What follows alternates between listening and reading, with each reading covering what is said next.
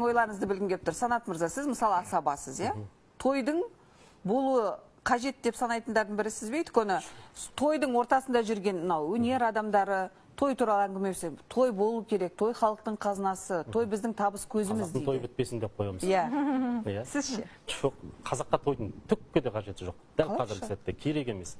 Мен өзім 15-20 жыл осы салада жүрмін де, мен аяйым халықта бар ғой, анау. Қазақта қазір той бизнестен басқа бизнес кәсіп жоқ қой қазір. Мен мысалы ретінде айтайыншы, Айгерім, сіз қазір 300 адамға той жасадық дейік, мәселені сіз болмасаңыз да, дәл қазіргі сәтте сіз 300 адамға той жасау үшін сіз қарыз немесе кредит аласыз. Дәл қазіргі сәтте сіз 300-500 адамға той жасауға жағдайыңыз жоқ. Сіз қаншама стресс, қаншама уайым, ананы шақырсам мынау ренжіп қалады, мынаны шақырмасам анау ренжиді деген күннің өзінде іріктеп, жіліктеп шақырған күннің өзінде 300 адам шығуы мүмкін. Сіз қаншама түніңіз ұйықтамайсыз. Сіз әуре болдыңыз ба? Тойдың боласыз, боларынан болатсыз. Сіз одан кейін 300 адамды әуре қыласыз сіздің тойыңызға. Ойбай, Айгерім той жасайды екен, сол тойына рахаттанайын деп келмейді. Ұят болады, мына Айгерімге той жасамайтын уақытта жасап деп келеді. Беретін беріп құтылып барып алдынан өтейікші деген мақсатпен келеді. Ол бір. Одан кейін сіз мысалы журналист жұмыс істеу үшін сіз 3 бастықтан сұранасыз. Басқа қалада болса, сіздің киетін көйлегіңіз бар. Апаратын бұрынғыдай сіз бір климатқа тұрмысқа шығарып қоймаңызшы. Мысалы ретінде айтып отырмын. Сіз жасай аласыз. Сіз деңгейде халықта айтып отырмын.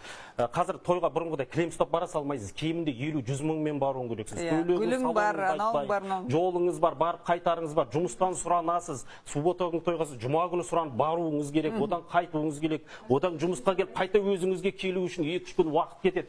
5-ке шақырған той 8-де, ауылда 10-да басталады. 3 сағаттық той, ол жарты жыл жылдап дайындалады ана тойға. 3 сағаттық тойда өтесіз, даңғыр-дұңғыр музыка, жаныңыздан сөйлесе алмайсыз, әйтеу конвертіңізді бердіңіз, тілегіңізді айттыңыз, көзіне көріндіңіз, қайттан келдіңіз.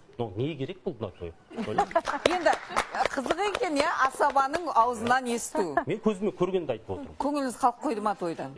Халыққа жаным ашиды. Мен көзіммен көремде қалай шашылады, қалай қиналады. Менің өзім таныстарым бар, кредитке үйленіп, ажырасып, сол кредитті әлі төлеп жүргендер бар мысалы. Ал неден ажырасады? Жоқшылықтан ажырасады. Олар алдын ала жоспарлау керек, үй алсын, басқа алсын, көлік алсын деген сияқты. Қазір жастар рас, үйленгісі келмейді, той жасағысы келмейді. Оның әке-шешесі заставить етеді, талап етеді. Құдан бар, дос бар, дұшпан бар. Мен жасайып, қыз жақ той жасаса, жігіт үйленсе, қыз жақ Қайрат Нұртас шақырса, ол жақ мен төреғалиды шақырамын дейді мысалы. Қалмау керек, намыс. Сондықтан міне бізді құртып отырған бәсекелік. Біз өлім болсын, зират салсақ та, той салса, той жасасақ та бізде бәсеке. Түкке де керек жоқ бәсекеде.